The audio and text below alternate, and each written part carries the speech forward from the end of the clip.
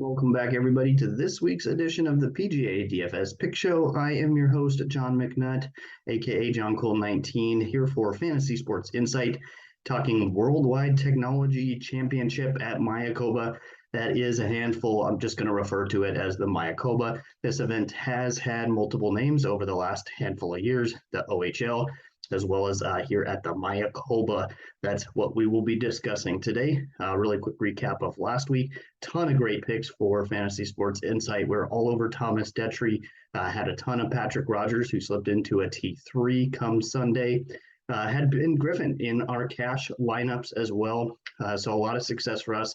I did not have any Seamus Power. That limited my upside. I did have a great week on DraftKings, even without playing any Seamus Power, and I didn't play any Ben Griffin in GPP lineups either. But Thomas Detry, Patrick Rogers were core plays for me. Played a ton of them, worked out pretty well. So let's see if we can jump into a similar event here at Mayakoba. Talk about the course first. This is El Camaleon at Mayakoba. The course is in Riviera Maya, Mexico. Really, Playa del Carmen is what we're talking here. Course is about 7,000 yards, par 71. Pass Palm greens are what we are putting on this week. Bit different. Biggest thing I can say on the Pass Palm greens is that they are Velcro slow, very, very slow. Some of the slowest on tour here at this course. What that means really is that putting is kind of neutralized.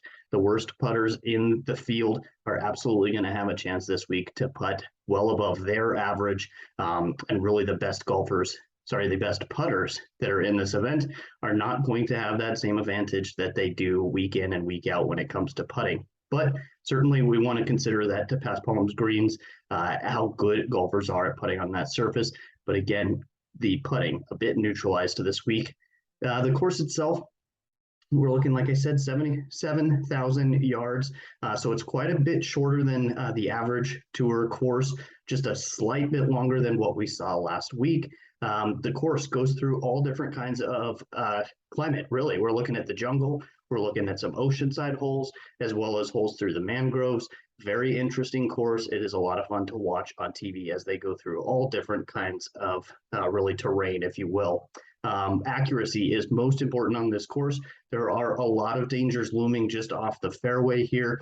Golfers will absolutely pay for it if they can't find the fairway over and over this week. That is probably my number one, if not number two stat behind approach. Approach very important this week. Really, the drive distance is neutralized. There's a lot of holes where they've placed bunkers or little creeks and such to limit the longest drivers from rolling out. So golfers just have to lay up, at least the longest golfers do. Again, that kind of will neutralize drive distance this week. And then one thing to watch out for, as always at this course, and that is the winds.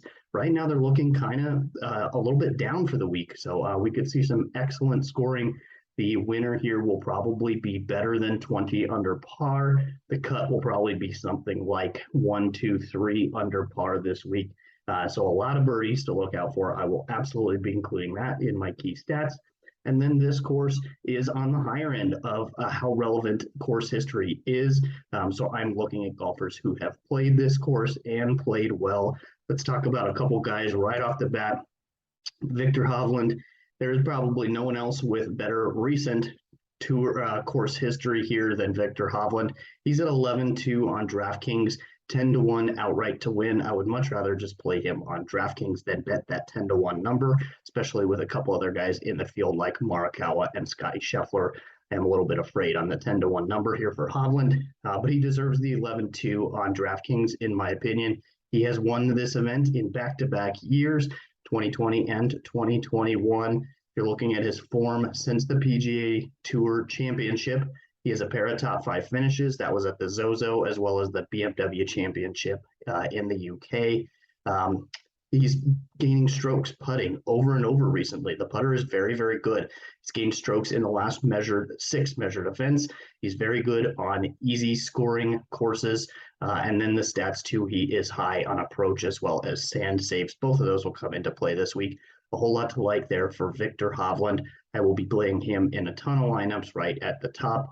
Another guy I think is going to be a bit lower owned, though. Victor Hovland will be very popular. Billy Horschel might be the least popular of all the golfers over 10K. I will absolutely load up on him if that's the case. He is right at 10,000 on DraftKings, 16 to 1 outright to win. I actually do kind of like that number. There are two other golfers in the field at 16 to 1. That is Colin Morikawa as well as Wise. Both of those golfers are higher priced on DraftKings than Billy Horschel, so you're getting maybe a little discount when it comes to the DraftKings price at 10K.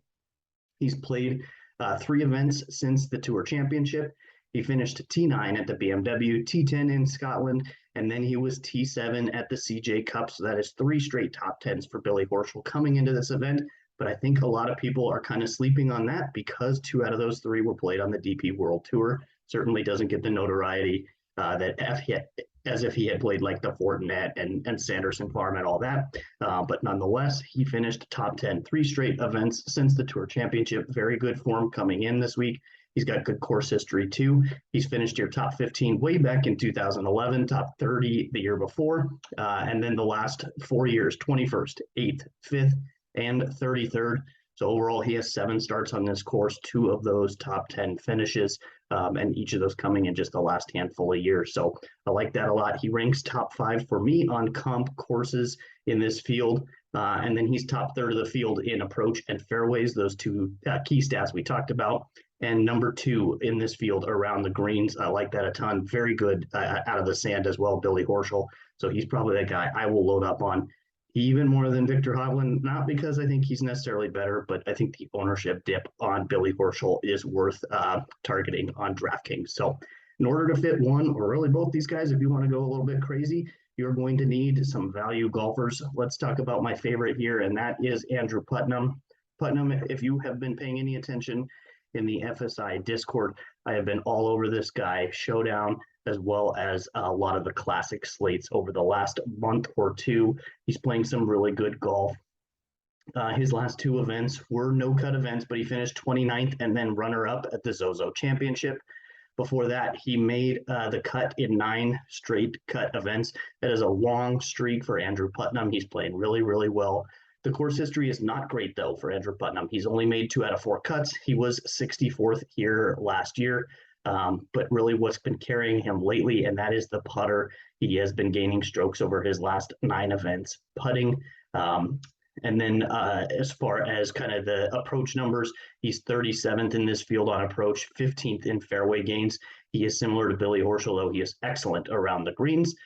He is also top 15 greens in regulation. So I've been playing Putnam over and over. I will continue with that this week. I think the price is excellent for DraftKings at 8,100. The 40 to 1, maybe not an outright bet, but I think that is a fantastic guy to target for like a top 10 or a top 20 bet. Andrew Putnam, a guy I think really, really helps you to build your lineups, any kind of structure you're making, and certainly in consideration for your cash lineups. One other golfer I'll mention just as a value play, that has Ben Griffin. He was in the final grouping last week in Bermuda.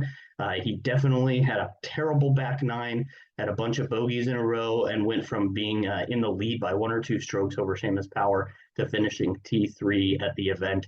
But he's a really good golfer right now. He's playing excellent. He's only 6,800 on DraftKings. I expect him to be extremely popular, and you can probably squeeze him into a cash lineup as well. Ben Griffin at 6,800. Let's talk, though, about a couple guys that I think are great options for your GPP lineups.